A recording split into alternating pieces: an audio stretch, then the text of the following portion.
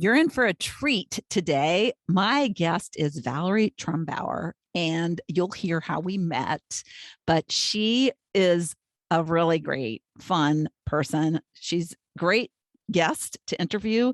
We could talk for hours and hours. There's never a pause in the conversation, but she's so interesting, and we shared some common journeys in our past as young parents wanting to stay home with our kids. So that was kind of an interesting, fun find as part of the interview. But I wanted her to come on and talk about her very interesting career and tips for grandmas. So she's a doula, and she also has an online business helping parents, new parents, and parents of adopted children. And she doesn't have adopted children. She has 3 kids. But it's very interesting how she has become very passionate about what she does and how her journey has unfolded since she was a marketing person in her previous life when she had her first kid, I think. And then when she had twins, she decided to go out on her own and figure out a way. So that's what we had in common. So it's such a fun interview, and I think you'll learn a lot. And I think you might get an idea if a doula career speaks to you. You'll learn about that, but also necessary tips for us as grandparents and how we can better help our kids navigate, and how we do sometimes things wrong as grandparents when we think we're helping. So anyways, hopefully you'll enjoy this as much as I enjoyed talking to Valerie. Welcome to another episode of Not Your Average Lives. And with me today, I have Valerie Trumbower. And it's funny, we've been talking for 40 minutes. We are so interested in each other's businesses, and she has a really cool business. She's a doula, and she's going to talk not only about what a doula is, which I think a lot of people will find fascinating, but she's going to talk about how grandparents can best help their children navigate new babies. And I think a lot of us can learn from that, because the world is very different now than when I had my children in the early 80s. So I'm interested to learn something too. So welcome to the program, Valerie. Thank you so much. I'm excited to be here. I know we've been chatting away, and now we're going live. So this is exciting. I'm glad to be here. Yeah. Well, we'll forget what we said, when we recorded or when we didn't record. But yeah, so she and I were actually just at a recent retreat live. We share a coach, and it was the first in-person event he'd had in 29 months. And she's new to the group. So it was her first time. And it was so nice to connect in person with humans and get real hugs. And so I am still kind of like, have energy from that, and it's been 2 months. So yeah, it was amazing. And I think probably what's also probably amazing about your audience is it was fun to come together with so mmany people who have so many different interests and are following all of these different paths. And it's like, it was so exciting. It was great. Yeah. And it wasn't like it was a small group. It was like 120 people, but it felt intimate. And I think you and I were at a table randomly. And that's one of the things that I like about that whole thing is I always choose, and sometimes like right in the middle of the day, like after lunch, I'll sit at a new place, because that's what I want to do is I want to meet new people. And you were somebody that I really enjoyed meeting. And I had heard you get coached on a call, and it was all about your business. And I think what you do for society is amazing, is so amazing, helping women when they're bringing this new little baby into the world and don't know what the hell they're doing. I remember when I had my first daughter, I was in the hospital, 22 years old. I was 23. I just turned 23. And I remember the nurses said, okay, it's, look, time to check out. Here's the diapers, because I hadn't been changing the diapers. And I know that's different nowadays. And so I put her in a cute little dress, and I laid her on the bed, and I picked up her legs, and she pooped. And of course, what's the reaction? It's like meconium, probably. Yeah. And you pick the legs up like higher which makes it run faster and speedier down the Yep. back. Yeah, that was my new mom experience that I could have probably used a doula for. So anyways, tell my listeners what a doula is and how you got into that. I mean, did you do something before you were a doula? Okay. Yes. So, and I think what you're talking about as far as your experience as a new mother is exactly why I love doing what I'm doing, because this is a time that people are so excited for and you can't wait. And then within the first, I mean, so many people's first night home with their baby, doesn't matter if you came home when your baby's 4 days old or 1 day old or 10 days old, the first night home is rough. Your body is recovering if you gave birth. If you have adopted, there's other things that are involved and other emotions, but you almost within that first 24 hours at some point are like, I suck at this. I was so excited for this. I don't know what I'm doing. This baby's crying because I don't know what I'm doing. And all of these things where it's like, hold up, because as soon as you start to spiral mentally out of control there, it's like, it takes what could be this beautiful time and now it's so difficult. So that's why I like doing what I'm doing. And a lot of what I do is confidence building and like, this is going to happen and it's okay. And this might happen and that's okay. So yeah, and I this just came to me is that because I didn't know any of this until really in the last like 3 or 4 years about how we carry energy, we are energy, and how our energy affects other people. And I imagine as a new mom, if you're like at your wit's end, your baby could potentially be even reacting to that. So you probably know a lot more to help women navigate that as well. And an example I give to people, and it's true for grandparents too, like if you pictured that you were being held by this giant, someone who is 12 feet tall, and you're like sort of feeling squirmy, you feel very uneasy. And if you don't feel like that person is confident in holding you, if they're not secure in what they're doing, you're like, whoa, what's going on here? And it kind of escalates everything further. So it's sort of a like fake it till you make it, like, okay, let's keep going here. Because as soon as you have that uneasiness, the baby feels that and everyone feels that. So relax into that moment. And I always tell new parents, it's like, you're doing something you've never done before. As this baby's breathing air, they've never done that before. So you're learning together. So don't feel bad for what you don't know. So yeah, I remember my ex-husband's brother he didn't have kids, but we called him the baby whisperer because he would make babies stop crying. You would be like, here, he's since had kids, but it was like, and now I just realized he had this like calmness about him. Yeah. Ding, ding. Right. I mean, I just thought of that. It's crazy. Yeah, I know. Yeah. And people are like crying babies. I'm the person who sits at like a restaurant. I'm like, oh my gosh, that baby won't stop crying. I want to go. And pre-COVID, it was much more encouraged than like, hey, can I hold your baby? I'm this random stranger. But I'm like, you watch someone for a little bit and they wish their baby would stop crying. And I'm like, oh, I can totally make your baby stop crying. If I go wash my hands, can I hold your baby? So yeah, I think it is kind of the same thing there. But I totally went over your question here. So let me back up because a doula is kind of a confusing thing. I'm a postpartum doula. Just to go to the very basic start of things, there's 2 types of doulas. There's a birth doula who is in the delivery room when mom is laboring, and there's a postpartum doula who helps after the baby has been brought home. So I usually start working with a family the first or second night after they brought the baby home. So just kind of helping with that transition. I'm also a lactation counselor, so there's that breastfeeding piece which is another place where people come away feeling awful, like they don't know what they're doing, and it's another thing that you've never done before. So helping everything from I work only overnight, so 10 p.m. to 6 a.m. So that overnight shift, but there are doulas who just work during the day, or some people do both. So, some of what I'm doing is taking care of the baby so that mom and dad can get a longer stretch of sleep, but also things that help life run more smoothly during this postpartum time. Baby laundry, getting the bottles together for tomorrow. I have done this for years and years, and no, I can walk in somewhere and just watch how things are going and be like, everyone's life would be so much easier if I would take that basket over there under the TV stand and fill it with everything they need for a diaper change, because they keep doing them on the floor everywhere. So people wake up and they're like, ooh, look what you did while I was asleep. It's like, okay, I organized these things and did this and did that. So I just had a flash of Super Nanny. You know how Super Nanny comes in and she's like standing in the corner, like looking at Super Doula.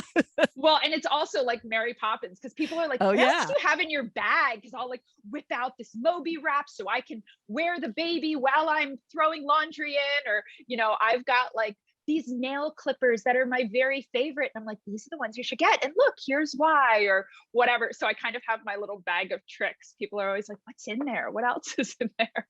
Now, were you a nurse, or what did you do before? Okay. It's not a medical position at all. So my background is in marketing and event planning.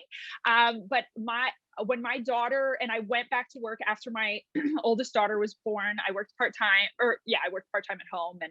And then when she was 3, we had identical twins. And so there is nothing that brings like your world to a screeching halt, like 3 people under 3. My husband is a 3rd grade teacher. So it became apparent where it was like, okay, it makes more sense for me to be at home. And when I was pregnant with my twins, I would tell people that I plan to breastfeed, and most people's reaction was, oh, good luck with that. Or is that even possible? And like, okay, first of all, you can breastfeed the community if you want to. It's supply and demand. So my personality is just that I'm like, what? Oh my gosh, yes, it's possible, or whatever. But if that wasn't my personality, I probably would have been like, oh my gosh, I don't know. You know, is it possible? My pediatrician at the time, after the boys were born, would say things like, okay, well, they're probably not getting enough because you're breastfeeding. And I'm like, okay, wait, how are we coming up with that equation? So at the end, having gone through that, when the boys were getting close to 2 years old, I took a class to become a breastfeeding counselor, just like a volunteer position with the hospital, where you would like just speak to people by phone. Like, you're discharged, you have questions, you're set up with a counselor. And so I started by just doing that. And I did that for years. And at the time that I gave birth to my kids, I had no clue what a postpartum doula was, or what a birth doula was. So as I learned more about that, I was like, wait a second, this is something that I can take that certification now. And the way, we can talk about it more in depthly, because I think it might be something that your audience is interested in learning more about. But I took the certification early on, and then you have to do different things until you're actually certified, like read these books and help 3 families and write this up and do this. So I started it early so that when the boys went to school, I was like all set to do it. So it has really just been such a blessing, because it's something that I can do at night. And then, you know, because people are like, when do you sleep? Like, I would sleep when my kids were at school. I don't work in as many homes nearly now that my online business has gotten bigger, but I would get home, take my kids to school, and go to sleep, and then wake up and go pick them up from school. So it's just, but you don't have to do overnight, but that's kind of my story. Yeah. And so how do doulas work now, like in pandemic? Well, we're kind of past the pandemic, I hope, but so there could be more in person. But is there, like you said, you have online business now. So has it transitioned to other stuff based on the knowledge you've gained through the years? So it has like my online business is separate, kind of, it's along the same lines, but separate from my work as a doula. Postpartum doulas are still working in people's homes. Birth doula is like a different, by hospital, they're saying how many people can be in the delivery room, and that's sort of a different thing. But the comfort level of the family kind of determines whether a postpartum doula is coming, and people, have their different comfort levels. But around here, I live right outside of Philadelphia. I live in Bucks County, Pennsylvania. People are working in people's homes right now. My online business is courses for people who are pregnant and people who are preparing to adopt. So that breastfeeding course and newborn care and all of that. And as my online business has grown, just out of necessity and out of, like, as much as I love helping families through the night, I also love sleeping in my bed during the night that the rest of the world is sleeping. So as my online business has grown, I've just made the decision to work less in people's homes, but it's definitely still happening, and there's such a need for it. I get calls all the time. Yeah. And your journey is such an example of how you had an experience in life, and then you had that experience. You wanted to help others. You saw a way to make that happen. In a way, you change your circumstances. People always like, oh, it's easy for her because she had easier circumstances. And it's like, no, you can change your circumstances. You can make something out of what you know and what you love. And then it's evolved from what you were doing as a doula for years into like more like as a doula. I'm sure you learned all of these things about people who, Right. how are having babies, what they needed. And now with adoption and helping people through that and navigate that. So neat. So I love how you've kind of branched out and grown and continue to help in the way and following your heart and what, like at the moment, because I think every human, we don't want to do the same thing forever. So as we evolve, how we help and serve in the world evolve. So I love that. And where you are in your journey. And so, I mean, I've had an entrepreneurial spirit forever. And I think my desire I'm not going to go back to work right now, but we need money for this or that. So my kids the boys were probably 3 at the time that I started. My mother-in-law was a home ec teacher. And so she gave me this serger sewing machine, which is like a pretty fancy sewing machine. And I started making these rice packs. So I would sit here like at nap time with my serger and I would make these rectangle and I would fill them with rice. I would buy these 50-pound bags of rice at Costco. And then I would sell those at craft shows. So we would fill suitcases. They were so heavy and I would fill them. And to this day, I still get texts from people that are like, are you making the hot packs? It's like, I did that for a while. And then I made these trays for the kids to build Legos on. And I sold those on Etsy for a while. So I think it's where are you now? And what can you do that fits into your life if you're driven in that way? And so I had this whole Etsy business for a while. And so that's funny because I don't think I've ever shared this on a podcast, and I've been doing this for 2.5 years now, but I used to think, because I started so late in the entrepreneurial game, if you will, that I always thought, and then the people had stories of, I sold lemons and avocados when I was 6 years old. And I'm like, well, I didn't do that. But it's so funny you say that, because when I had my first daughter, I was working. I wasn't making a lot of money. I was married to a police officer and we had a house payment and it required 2 incomes. And I remember when the day I had to go back to work when I was 5 weeks. She was like 5 weeks. I mean, we didn't have much maternity leave, nothing like that. So I remember finding somebody and taking her to her house. And the feeling the whole time I was pregnant, I was like, oh yeah, I can do that. Oh yeah, I can do that. I know. But the day came when I had to hand her over, broke my heart. So what I decided to do is I said, I am going to see if I can go part-time and then I can be home part-time. Well, that was a no. So I was like, okay, I am quitting. So I quit and said, I can make money babysitting. And so that was my first really entrepreneurial gig, I guess, was like making money, bringing kids that I could be with my kids. And I had a sewing machine that I didn't know how to sew. And I started sewing and I made bibs and I took them to a craft show and I tried to sell them. I didn't sell anything, but it was like, I tried. And so that's so funny that you brought that up. Very similar. Yeah. And seeing that you saw this need that other people had. I mean, you have this desire to be at home and you see this need where other people need a babysitter, the same thing. Yeah, I know. And yes, sewing. People will, like, my kids are in the play at school and it's like, well, don't you sew? You made those rice packs. I'm like, okay, let's all be clear. I serged a square. Like, I'm not like your seamstress for Beauty and the Beast here. I serged a squares, but I didn't know how to do that. The same way you're saying you didn't know, like, learn.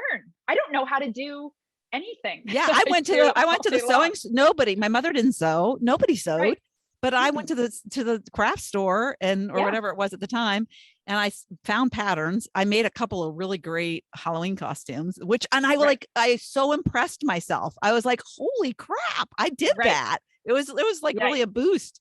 So so doula, how did you find out about doula work? When I took that class to be the breastfeeding counselor, and it was this 10-week class where every other week you went for like 3 hours, and I had to write essays about.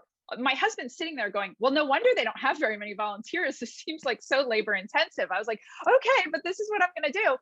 And so once I got through that and had started just talking to people as they were assigned to me. Once I found out that a doula was even a thing, I was like, wait, this is where I can take that experience that I've now gained as a breastfeeding counselor. And I already, I think when you have a 3-year-old and newborn twins, you're right in it. So I felt like I can help people. There's people who say like, you just need to know a little bit more than the person that you're helping. And I certainly knew how to juggle babies and soothe babies. And so that's what made me go into that.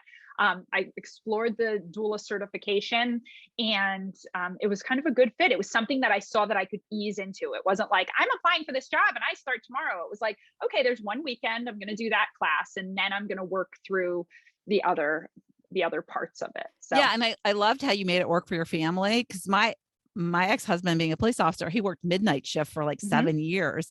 And people were like, well, isn't that hard? You never see him? And I was like, no, he sleeps when I'm awake, and I sleep when he's awake, but we have breakfast together. He might eat different things at breakfast than I eat because it's his evening. Yeah. And then we see each other in the evening. He's having breakfast when I'm having dinner. So we had a fairly normal life, but it kind of centered around what could work and help us bring in the income and still be with the kids and still kind of work it. Right. And I think recognizing that it's not what you're doing forever. Like I was never like, and I'm never going to sleep in my bed at night. It's like, this is what works for our family right now.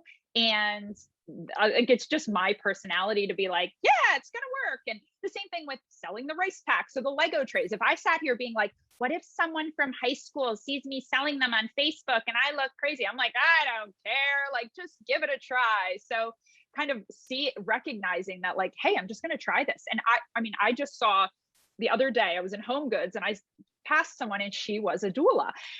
Back in she had asked to have coffee with me maybe like 5 years ago. She was just entering being a doula. And I said, what are you doing now? And she's like, you know what? I'm not doing that anymore. I'm doing this other thing. And so it's like, okay, it's, you did it for a little bit and it led to something else. And yeah, I love that. Well, I also love too, for people in my audience that are feeling like empty nest syndrome, your kids leave, and it's like, it's a great way to find connection. They might not be your kids, but you have other kids. I'm sure it's rewarding for you to have worked with people, and now their babies are growing into young. They're like little people now, and it's so fun. Yeah. I have a rule, like, because people will reach out, like, 3 years later and be like, whatever, I'm pregnant again, or I have this question. And I'm like, you can never ask me a question without texting me a picture of your baby. Like, the rules. Cause I love to see these babies who I was with when they were 3 days old. But we were talking about it before we kind of started recording, as like a postpartum doula going into someone's home and assisting them during this time, which is so sensitive, is such a good fit for someone in your audience, someone who maybe they feel like they are good at, they're comforting people. They aren't afraid of crying babies. They, love being able to help someone in that way. And there is definitely a sense of security that comes to a new mom when someone walks in and looks like a grandma. Like that is, there's doulas I know who are 22 years old and don't have any kids. And I'm always like, call her if you want to doula on the weekends. I don't work on the weekends. I think everybody brings about their own benefits, but if you as someone who's like, yes, I had my kids are older, I've gone through this certification now, and I'm excited to do this, it's 100% something. And don't think you have to work through the night. There's plenty of doulas that sleep in their bed at night and work during the day. Yeah. Daytime doulas. So. And you pick, there's agencies. So there's agencies that I could work for as a doula. I never did that. I had my own clients, but you can pick and choose. My husband is a teacher. And so I never took on people from Memorial Day until Labor Day. I don't help families. And I've had families who it's like, I worked with them and then, they're having another baby. I'm like, ooh, sorry, a June baby. Like, as much as I love that family, that's just always been a special time for our family. And I don't work around Christmas. So you get to call the shots. You get to say like, this is when I work and this is when I don't, or I only want to work 2 days a week, or plan your pregnancies around my availability. And then once you have a couple of really happy clients, that word spreads. like crazy. So let's transition to like, what tips do you have for grandparents? So yeah, like one thing, first of all, we talked, and I think this is something we should talk about, is the laying on the back or the tummy. I think that's one thing we should learn a little bit about and why. But the other thing is, one thing I'm going through right now is my youngest daughter, her 3 and almost 4-year-old still is using a pacifier. And so she knows how I feel about it, but I'm like, but she brought it up recently, and she's like something like, I know, Mom, I know how you feel. And so she said something like, oh, the dentist said it's fine. It is, we don't have to worry about it until, I don't know, he's 10. So anyways, I sucked my thumb till I was 9. So right. I have a real. So see, pacifiers are better than.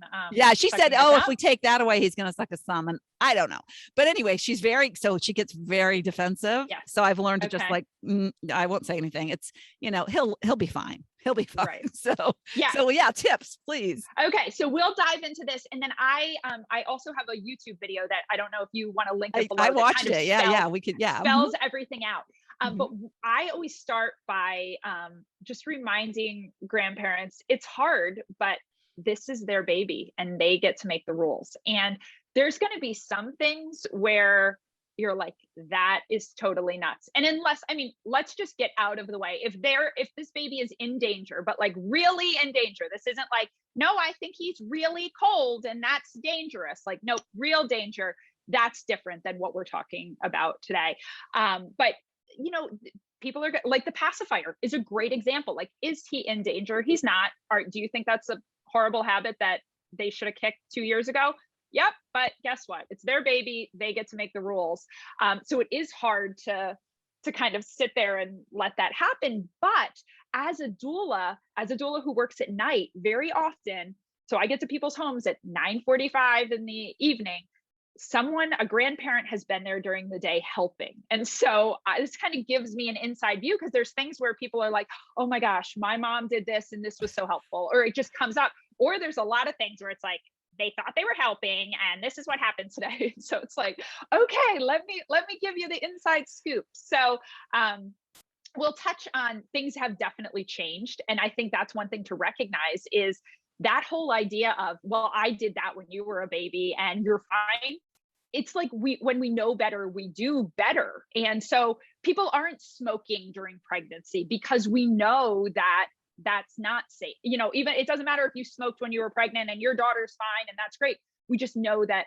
And the same thing goes with how we put a baby to sleep. There are sudden infant death syndrome has dramatically declined since the 80s when they started this back to sleep campaign. And so we now know it is significantly reduced. There is nothing that people say you can prevent sudden infant death syndrome. You can't. In the US, every year, 3,500 babies die every year from sudden infant death syndrome. So there's things we know can prevent it. And one of those things is putting the baby to sleep on his back.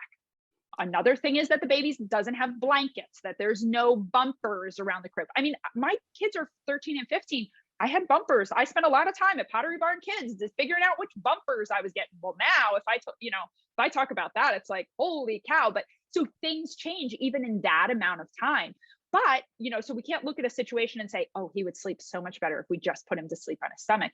As a grandparent, take a minute and be like, if something happened on my watch, oh my gosh, so that's why it's like, it's their rules. And we're understanding that those rules have changed the more that we know.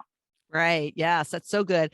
So my understanding, and probably a lot of my listeners, was when you put your baby on your back and they throw up, they'll like choke on their throw up. So is that not true? Is that old wives' tale? Do they turn their head? And when they turn their head, there's a reflex. There's a reflex that doesn't, that is the main concern. The concern is if I lay him on his back, he spits up in the night. That is not the case. And so you can search online and you're like, I'm going to find a case where a baby choked on spit up. What I'm saying is they have the negative side of putting your baby to sleep on his stomach far outweighs I don't know the percentage of babies who have ever choked on spit up, but that reflex that they have, them turning their head, that's where we come up with, okay, this is clearly the recommendation of the American Academy of Pediatrics. So, yeah. And you think about it. Yeah. I mean, in the olden days, because I'm thinking about books I read that like were historic and they had babies in these little baskets. They were always on their back. The babies were always on their back in the basket in the manger. And now they weren't ever on their stomachs. Yes. Jesus wasn't laying on his stomach. No. Yes, exactly. Moses on his back.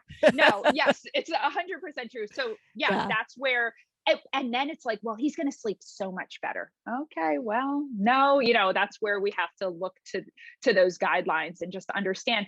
And that's why I point people to that YouTube video, like people who are having babies. I'm like, send your parents here. They'll listen to, that way you're not in a situation where your daughter's like, no, I'm not, this isn't okay. But I think also being open to, and then there's going to be things where it might not be the recommendation of the American Academy of Pediatrics. It's just something, you have to have this certain, I mean, COVID's bringing about a different thing, but you have to do this if you're going to be around the baby, or you can't do this. And you might think it's the craziest thing ever, but again, they get to make the rules. So yeah. And the technology has changed so much. And my kids have the monitors and everything. And I think that's great. I mean, that tuning into like their daycare and stuff like that, we had none of that. I mean, I think it just started because I remember my neighbor across the street got one of those, the hearing, not the video. Yeah. The audio one.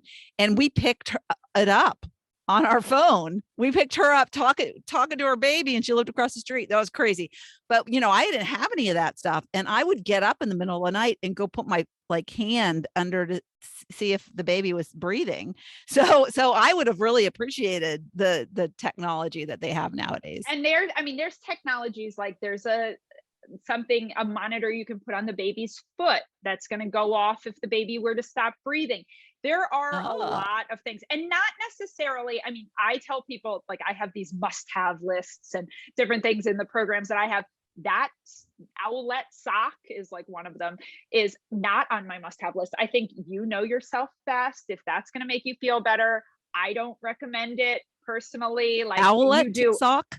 It's like owl, OWLET. What is that? Owlet is like the brand of the little monitor that you put on your foot. Oh, okay. On the baby's foot. But there's different variations of this. So it's not like, bring everything's better now. I mean, I don't necessarily think that's the case either. Like all of these technology things, we need them all. I don't think you need them all. I even say, like, you can get a video monitor if you want to. You don't need a video monitor. I think people get into like, well, no, I need to see what she's doing. I'm like, I never had a video monitor. I mean, you can get a video monitor. I talk about how to find the best video monitor for you. But I think looking at these things in technology and figuring out, okay, well, this is good to have, or this isn't, that kind of falls more to the parents than the grandparents. But there's a lot of technology out there. So go ahead. Oh, I was going to tell you something else that's changed, but no, you can.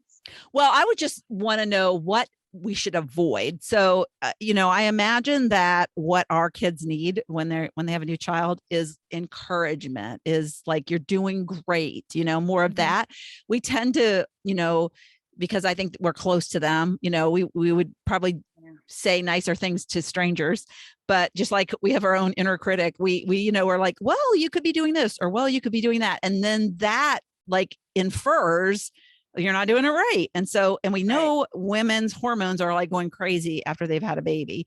So as mothers, what can we, and as grandparents, what can we do? What's your best advice for what we shouldn't do and do more of, maybe? Right.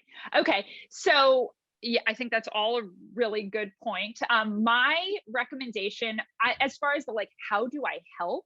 My recommendation to people is always ask. So let's say it's your daughter has had a baby.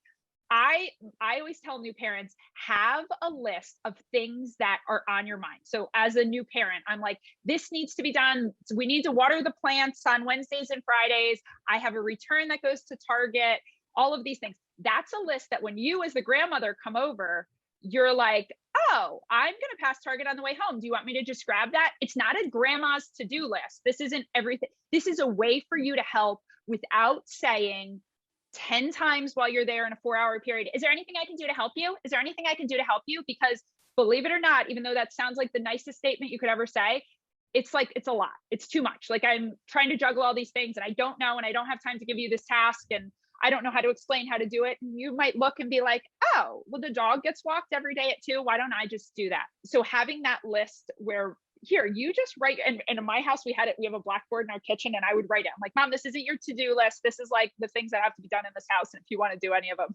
more power to you. Yeah. Maybe asking, can I see your to-do list? Yeah. And just take like some of that off your plate. Yeah. Make a list, or what she'll put on there, like, they hope they have chili for dinner tonight. You're like, I'm just going to go in and start the chili and it's in the crock pot. Okay.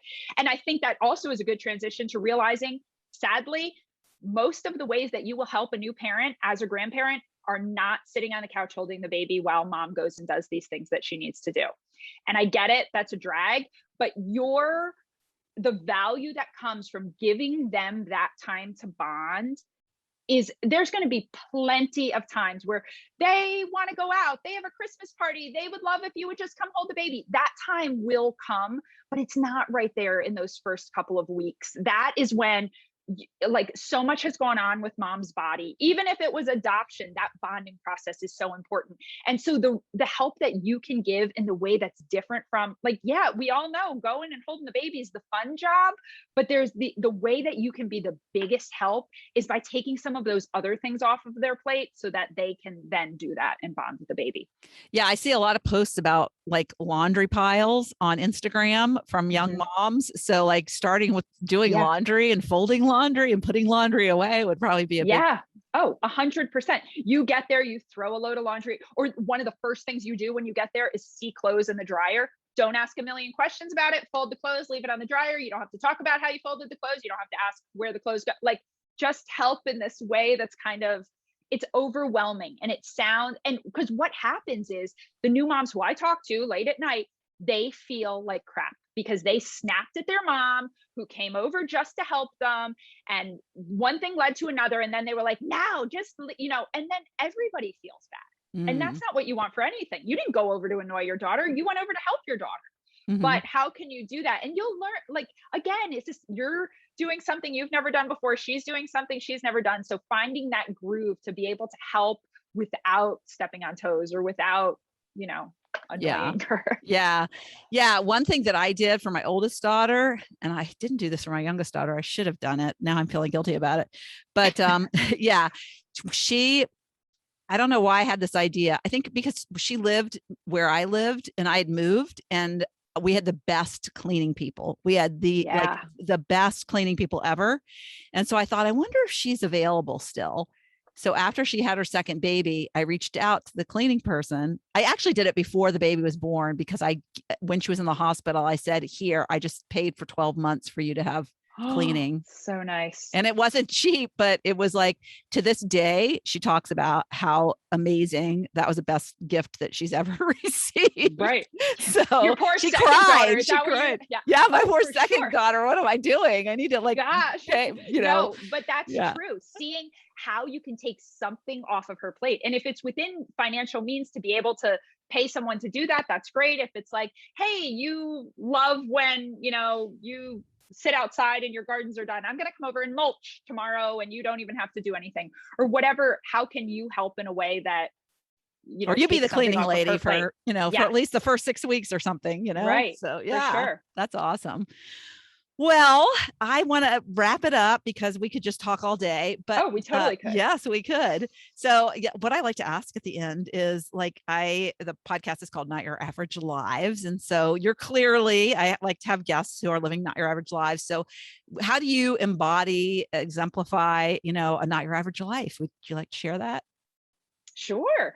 I think we kind of touched on it earlier, but where we were talking about what I did in the beginning of my entrepreneurial lives, all the ways that I've done that. And I think the idea of like, people say like, when you're out of your comfort zone, like I've gotten to the point where I feel pretty comfortable out of my comfort zone and being okay with that. Cause that's like so much growth comes there, or these where you're just like, okay, I'll give that a try. It doesn't matter if that doesn't work out, I'll do it a different way. So I think in the way that I'm getting comfortable being uncomfortable is different than other people. And I try to talk to my kids about that. And just navigating, like, the way you feel right now is because you've never done this before. And I want them to get comfortable with that feeling. Like, it's not scary. Don't retreat.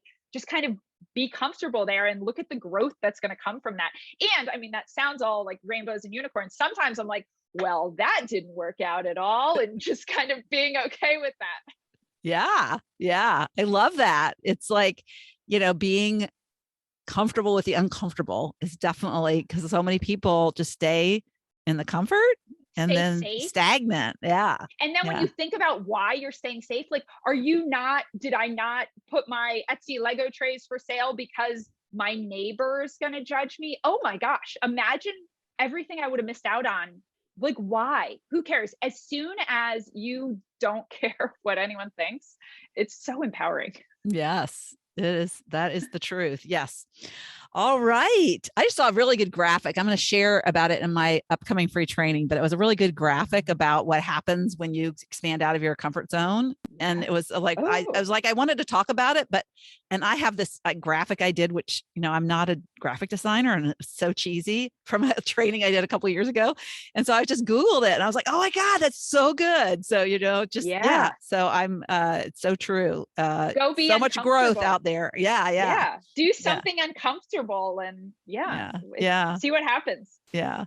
All right. Thanks so much, Valerie. You are amazing. And I hope so many grandmothers appreciate, the value that you shared with potentially becoming a doula, or even just like exploring things that turn you on, maybe things that you've done in the past that you could help people with, and just putting that kind of like idea out there. And then of course, helping these babies who, and if people have questions, if they hear this and they're like, I want to learn more about this or whatever, you can always DM me on Instagram at New Parents Academy. If people are on Instagram, I answer my DMs. I'll probably reply with an audio message because I hate typing, but I'm bringing on all the questions because I know that it can feel a little bit like, what would I even do? Where would I start? And I'm certified through DONA, the Doulas of North America. DONA.org is a good place to start, but I'm happy to talk through anything.